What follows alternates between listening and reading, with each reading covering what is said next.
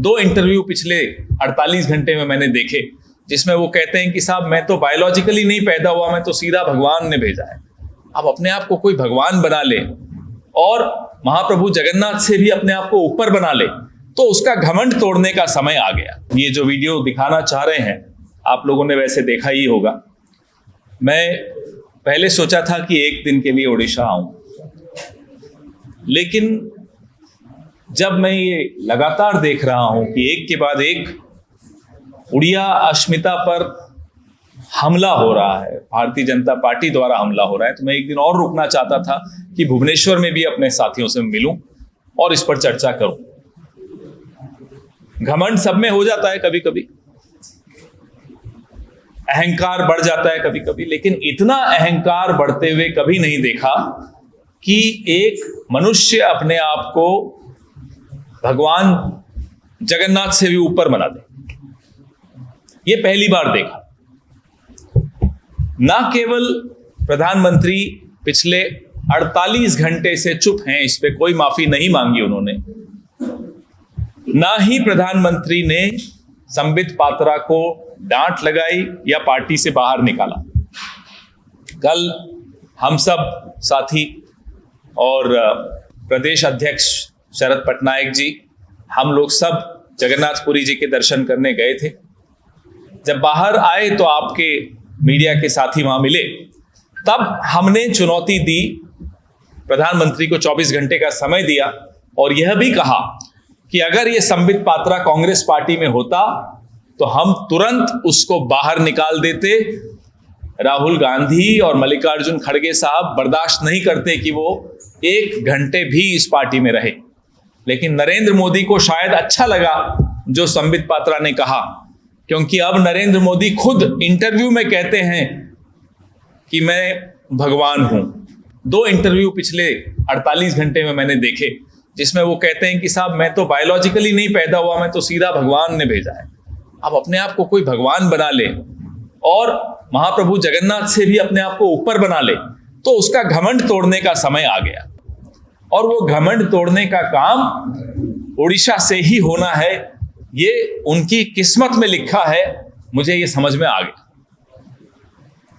आप झूठ बोलो, लोग बर्दाश्त कर लेंगे, धोखा भी दोगे तो एक आध बार लोग बर्दाश्त कर लेंगे, लेकिन भगवान से अपने आप को ऊपर बना लोगे और कहोगे कि भगवान मेरे भक्त हैं, तो कोई बर्दाश्त करेगा नहीं और बर्दाश्त करना भी नहीं चाहिए, क्योंकि ये हमारी पहचान, हमारी पूरी रचना, हमारी सृष्टि, सब कुछ प्रभु जगन्नाथ की वजह से है।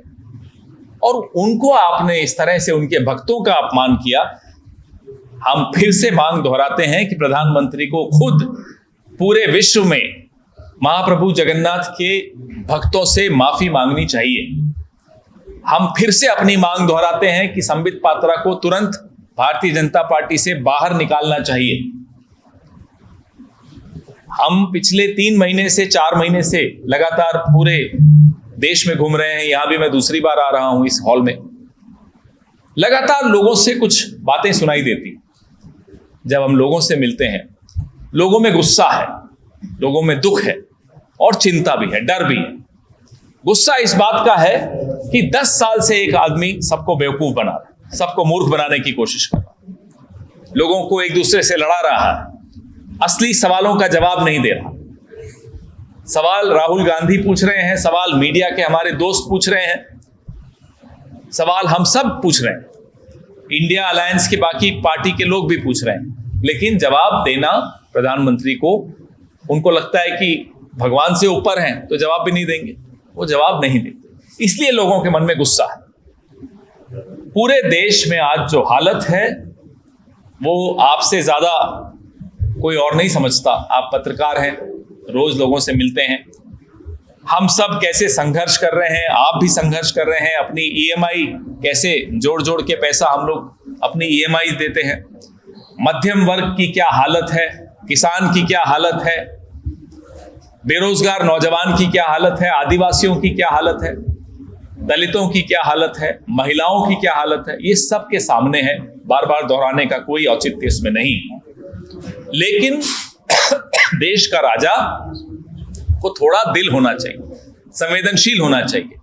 समस्याएं बहुत होती हैं, कुछ समस्याएं हल कर सकते हैं, कुछ नहीं कर सकते, लेकिन कम से कम जवाब दो। ये तो बताओ कि 45 साल क्यों आपने बेरोजगारी का रिकॉर्ड तोड़ा। ये तो बताओ कि कितने छोटे व्यापारी तबाह हो गए। ये बताइए कि आदिवासियों का जल जंगल जमीन क्यों छीन लिया।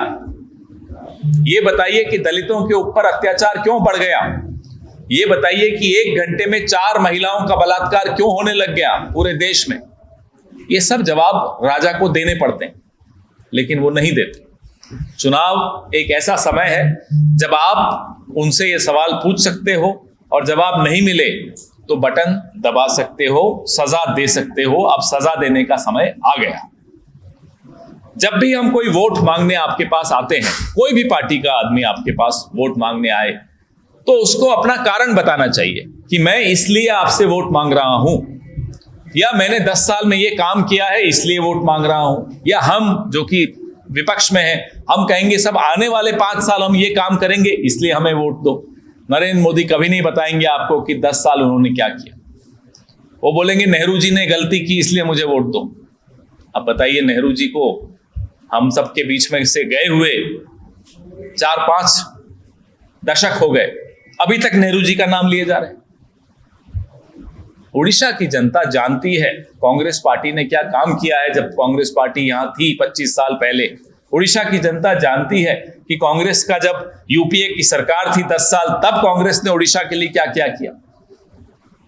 इसलिए उड़ीसा की जनता इस बार बदलाव चाहती है।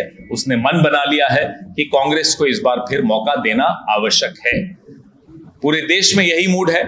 मैं कई राज्यों में गया, हर राज्य में मूड यही है। उत्तर प्रदेश, गुजरात, राजस्थान, मध्य प्रदेश, बिहार, झारखंड, महाराष्ट्र, जहां जहां मैं, आसाम, जहां जहां मैं गया वहां यही मूड है लोगों का कि नहीं, इस बार मोदी के घमंड को तोड़ना है।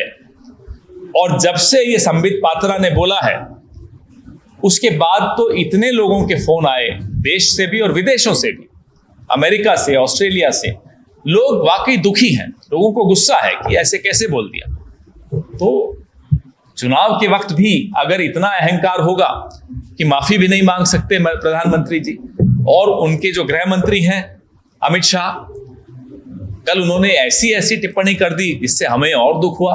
कहते हैं साहब कोणार्क का जो सन टेम्पल है अब वो मोदी जी की वजह से पूरा विश्व उसको जानता है। अरे हर चीज मोदी जी की वजह से होती है, सूरज उगता भी मोदी जी की वजह से।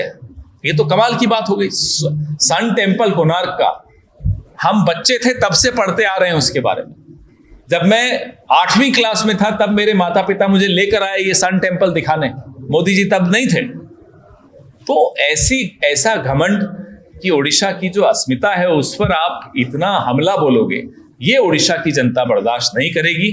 राहुल गांधी 4000 किलोमीटर पैदल चले, 6000 किलोमीटर की एक और यात्रा की, 11,000 किलोमीटर के लगभग वो चले, और उसके बाद जो उन्होंने लोगों से बातचीत की, संवाद किया, उसके बाद एक न्याय पत्र निकला जो हमने गारंटियां हमारी दी हैं। ये उस यात्रा के बाद ये गारंटी आई जिसमें नौकरी, क्योंकि बेरोजगारी बहुत बड़ी समस्या है, तो पहली नौकरी पक्की, भर्ती भरोसा, ये सारी बातें वहीं से निकल कर आई।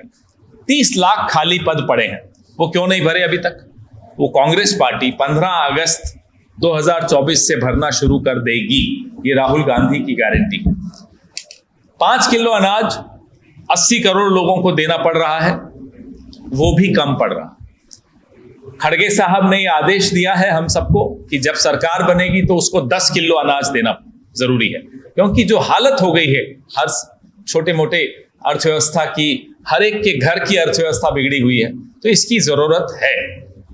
और किसानों की जो समस्या है, एमएसपी को लेकर एक कानून बनाने की गारंटी है कि उनकी फसल को बराबर कीमत मिले, उसका एक कानून बने। महिलाओं की विषय में महालक्ष्मी योजना हमारी बड़ी पॉपुलर हो रही है, सब उसके बारे में चर्चा कर रहे हैं कि हर गरीब परिवार की महिला के खाते में हर साल 1 लाख रुपया हम डालेंगे, और ये कोई एहसान नहीं चढ़ाएंगे। ये सरकार का फर्ज है सहारा देने का एक ऐसे दौर में जब अर्थव्यवस्था पूरी तरह से लड़खड़ा गई, और 10 साल में नरेंद्र मोदी जी ने अर्थव्यवस्था को बर्बाद किया, हमारे आपके बजट को खत्म कर दिया, हमारी जो छोटी छोटी बचत होती थी वो खत्म कर दी। तो अब ये सहारा सरकार को देना होगा और कांग्रेस और इंडिया गठबंधन की सरकार ये सहारा देगी। कांग्रेस सरकार को आसिले धानर मूल्य क्विंटाल पिछा 3000 टंका हबो। सबु कृषक को मासक 2000 टंका पेंशन मिलियो। कृषक ऋण छाड़ हबो। कौन कहूचु बा ये कांग्रेस रो ग्यारंटी कार्ड।